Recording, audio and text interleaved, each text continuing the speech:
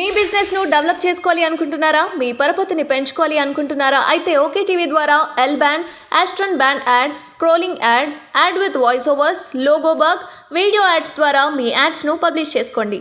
సంప్రదించవలసిన phone number 8520917933.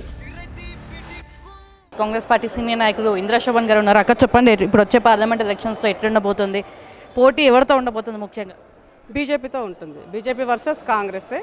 But BJP వాళ్ళని గెలిపించితే వాళ్ళు ఆల్రెడీ కాంప్రమైజ్లో బీఆర్ఎస్తో ఉన్నారు కాబట్టి వాళ్ళతో వచ్చేది లేదు, పోయేది ఏమీ లేదు. ఇవాళ పార్లమెంట్లో తెలంగాణ రాష్ట్ర ప్రయోజనాల కోసము ప్రశ్నించాలంటే అది కాంగ్రెస్తోనే సాధ్యమవుతుంది.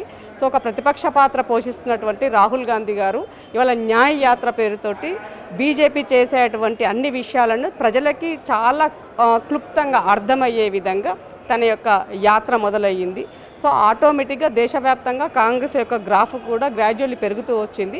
సో తెలంగాణలో అధికారంలో ఉన్నాం కాబట్టి ప్రజలు అల్టిమేట్గా రేవంత్ అన్న నాయకత్వాన్ని నమ్మినారు కాబట్టి ఇవాళ రేపు ఈ పోరాటం కూడా. సో నిన్న మీరు మోదీ వచ్చారు. మోదీ వచ్చినప్పుడు ప్రభుత్వ పరంగా పాలనా పరంగా మేము మీతో కలిసి ఉంటాము, బట్ రాజకీయంగా విభేదాలు వచ్చినప్పుడు ఆటోమేటిక్గా మా పోరాటం ఉంటుందని చెప్పారు. సో దాన్ని కొద్దిమంది నేతలు చిలువలు పలవల్లాగా, కోడి మీద ఈకల్లాగా వాళ్ళకి నచ్చినట్టుగా ఇవాళ దాన్ని రకరకాలుగా ఏకనాథ్ షిండేలని ఇంకో షిండే అని మాట్లాడుకుంటున్నారు. ఏకనాథ్ షిండేలుగా ఉండేటువంటి వ్యవహారము బీజేపీలో ఉండొచ్చునేమో, కానీ కాంగ్రెస్ పార్టీలో అది తెలంగాణ రాష్ట్రంలో ఒక పోరాట పటిమ ఉండి ప్రజాస్వామ్యయుతంగా ప్రజల చేత ఎన్నుకోబడ్డటువంటి ఒక కామన్ మ్యాన్గా ఉన్నటువంటి వ్యక్తి ముఖ్యమంత్రి అయిన దగ్గర అది ఇంపాసిబుల్ అనేది వాళ్ళు గుర్తుపెట్టుకోవాలా.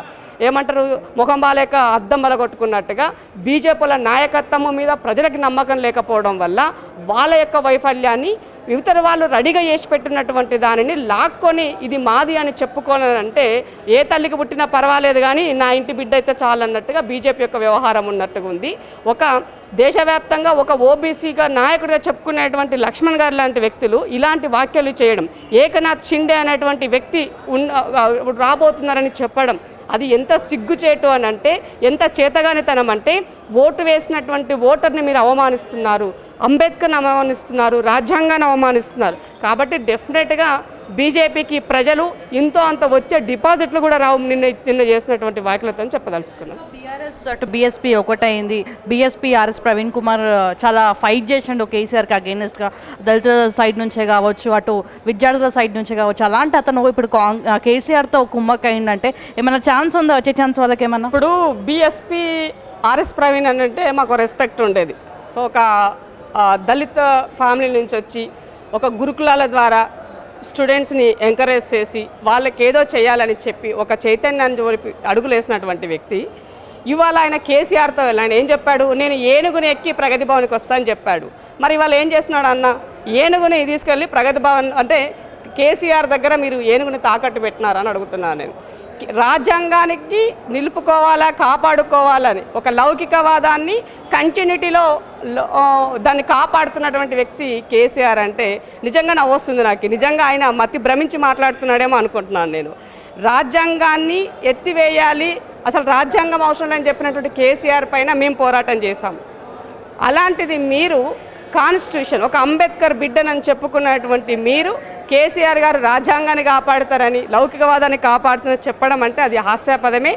తను మాట్లాడుతున్నప్పుడు నేను విన్నాను, అంటే ఏదో చెప్పాలి కాబట్టి చెప్పలేక చెప్తున్నట్టుగా నాకు అనిపించినాయి ఆ మాటలు తప్ప ఆయన మనస్ఫూర్తిగా తనలో వచ్చినట్టు అనిపించలేదు. ఇంకోటి ఏంటి అని అంటే, ప్రవీణ్ అన్న వాలంటరీ రిటైర్మెంట్ తీసుకున్నప్పుడు అందరూ ఏమనుకున్నారంటే ఈయన కేసీఆర్ వదిలిన బాణమే అని అనుకున్నారు.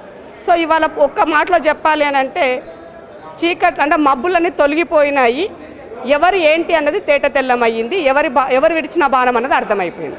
ముచ్చటగా మూడోసారి నరేంద్ర మోడీ అధికారంలోకి వస్తారు అనేసి కూడా వ్యక్తం చేయడం జరిగింది. బండి సంజయ్ కూడా కమెంట్ చేయడం జరిగింది దానికి సంబంధించి.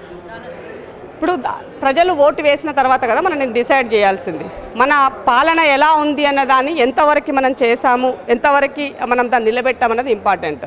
సో నరేంద్ర మోదీ నాయకత్వంలో ప్రజల యొక్క స్థితిగతులు ఎంత పెరిగాయి, జీవన ప్రమాణాలు ఏం పెరిగాయి, కామన్ మ్యాన్కి ఏమొచ్చింది అది కావాలి. సో ఆ యొక్క సూచిక వేసుకున్నప్పుడు మనం వెనకబడి ఉన్నాము.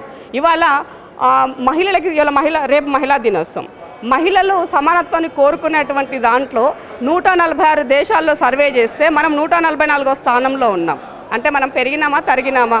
ఇవాళ విద్యా వ్యవస్థను వైద్యాన్ని పూర్తిగా ప్రజలకి అందించాల్సిన బాధ్యత, అది ఉచితంగా ఇవ్వాల్సిన బాధ్యత ఉన్నది. సో అలాంటి విషయాలపైన క్లారిటీ లేదు. 2 లక్షల ఉద్యోగాల 2 కోట్ల ఉద్యోగాలు అన్నదానికి క్లారిటీ లేదు. 15 లక్షలు ఇస్తామన్న దానికి క్లారిటీ లేదు. కాబట్టి ప్రజలు తప్పకుండా ఎవరు ఏంటి అనేది నీళ్ళకి నీళ్ళు పాలకు పాలు త్వరలోనే తేలుతాయి. సో కాంగ్రెస్ పార్టీ పైన ఇప్పటికే వ్యతిరేకత స్టార్ట్ అయింది అనేసి అని అంటున్నారు, దాన్ని ఎట్లా చూస్తున్నారు?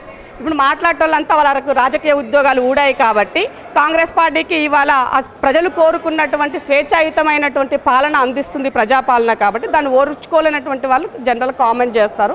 అదే కామెంట్గా చూడాలి, పొలిటికల్ కామెంట్గా తప్ప. అసలు వాస్తవం ఏంది అని అంటే లబ్ధి పొందుతున్నటువంటి పేద బిడ్డలకు తెలుసు, లబ్ధి పొందుతున్నటువంటి నా ఆడబిడ్డలకు తెలుసు. ఇవాళ ఒక బస్సు ఎక్కి దిగాలి, ఇంట్లో భర్త డబ్బులు ఇస్తేనే ప్రయాణం చేయాలి అనుకున్నటువంటి దాని నుంచి ఇవాళ ఏ దానికైనా కూడా రేవంత్ అన్న ఒక అన్నగా ఆడబిడ్డలకి ఇవాళ ఆర్థిక స్వేచ్ఛను కల్పించేటువంటి దానికి ఒక స్కీమ్ ఇచ్చారు. సో వంట చేసే వాళ్ళకి స్వేచ్ఛగా వంట చేసుకోవచ్చు, కొద్దిగానే దానిని గిచ్చి వంట చేయకుండా స్వేచ్ఛగా 500 రూపాయలకే సిలిండర్ వస్తుంది. నా ఆడబిడ్డలకి వంటలో కూడా వాళ్ళకి స్వేచ్ఛను కల్పించారు. ఇవాళ మీరు ఆరోగ్యానికి సంబంధించి భరోసా కావాలనుకున్నప్పుడు ఒక పేదవాళ్ళకి, పేద కుటుంబాలకి ఇవాళ 10 లక్షల రూపాయలని ఆరోగ్యశ్రీ బీమా ద్వారా ఇవాళ అందించే ప్రయత్నం కాంగ్రెస్ అది అమలు చేసింది ఆల్రెడీ. తర్వాత మహిళలకి ఏ విషయాల్లో తీసిన ఇప్పుడు ఇండ్లు రేపు 11వ తారీఖు నాడు ఇందిరమ్మ ఇండ్లను అందజేస్తామని చెప్పారు. లాస్ట్ గవర్నమెంట్లో డబల్ బెడ్రూమ్ పేరుతోటి మోసం చేశారు. ₹1 కూడా మీరు ఖర్చు చేయలే డబల్ బెడ్రూమ్ కోసము. కేంద్రం నుంచి వచ్చినటువంటి ప్రధానమంత్రి ఆవాస్ యోజన ఇండ్లను కూడా మీరు యూటిలైజ్ చేయలేదు, లబ్ధిదారులను ఎంపిక చేసి పంపించలేదు. చర్చకి ఎవరు వస్తారో రమ్మనండి, నా దగ్గర పూర్తి ఆధారాలు ఉన్నాయి, నేను ఆధారాలు ముందు పెట్టి చెప్తాను. కాబట్టి ఇవాళ ప్రజాపాలన వైపుకు అడుగులు వేస్తూ ప్రతిదానిని ప్రజలకు అందుబాటులో ఉంటూ ఎవరికి ఎప్పుడు ఏం కావాలో ఇచ్చిన మాట నిలబెట్టుకునేటువంటి ఒక భగవద్గీత లాంటి ఈ మేనిఫెస్టోని ఇచ్చిన 100 రోజుల్లో అంటే 70 రోజుల్లోనే పూర్తి చేస్తూ ఇవాళ అడుగులు వేస్తున్నటువంటి ప్రభుత్వాన్ని నిందించడము అని అంటే ఆకాశం మీద ఉమ్మేస్తే ఏమవుతుందో గదిగానే మనం చూడాలి. సో మొత్తానికి ఇంద్రశోభన్ సొంత గుట్టికి జరిగింది, ఎందుకు అనుకోవచ్చు? సో నేను బై బర్త్ కాంగ్రెస్. సో ఇవాళ కొత్తగా నేను కాంగ్రెస్ పార్టీలో చేరింది ఏమి లేదు కదా. నేను బయట ఉన్నా కాంగ్రెస్ ఐడియాలజీ మాట్లాడిన, బయట ఉన్నా నేను కండు వేసుకోకపోయి ఉండొచ్చు, కొన్ని అనివార్య కాలంలో పార్టీ మారి ఉండొచ్చు. బట్ అల్టిమేట్గా తెలంగాణ రాష్ట్రంలో తెలంగాణ ఉద్యమంలో పనిచేసి తెలంగాణ రాష్ట్ర ప్రజల శ్రేయస్సు కోరే నేను రాజకీయాల్లోకి వచ్చాను. అదేవిధంగా కాంగ్రెస్లో నా రాజకీయ జీవితం మొదలయ్యింది. కొన్ని కారణాల వల్ల బ్రేకప్ అయినా కూడా తిరిగి మళ్ళీ మొన్న ఎలక్షన్కి నేను కాంగ్రెస్కే వర్క్ చేశాను. ఎప్పుడూ కూడా నా ఐడియాలజీ సెక్యులర్ ఐడియాలజీ ఉంటుంది. పేద ప్రజలు బాగుండాలి అని అంటే 100% అది కాంగ్రెస్తోనే సాధ్యమవుతుంది. కాంగ్రెస్ అంటే కన్నతల్లి లాంటిది. సో అటు అయోధ్య అటు నరేంద్ర మోడీ బీజేపీకి ప్రెస్ అయ్యే ఛాన్స్ ఏమైనా ఉందా? వీళ్ళేమో రాజకీయం చేస్తున్నారని వీళ్ళు అంటారు, వాళ్ళు రాజకీయం చేస్తున్నారని వాళ్ళు అంటారు, దీన్ని ఎట్లా చూస్తున్నారు? ఇప్పుడు గుళ్ళు గోపురాలు అనేది దానికి ఒక ఎండోన్మెంట్ వ్యవస్థ ఉంటుంది, వాళ్ళు చూసుకుంటారు. రాజకీయ పార్టీలకు గుళ్ళు గోపురాలతో సంబంధం అది వాళ్ళు తెలుసుకోవాల్సినటువంటి విషయం.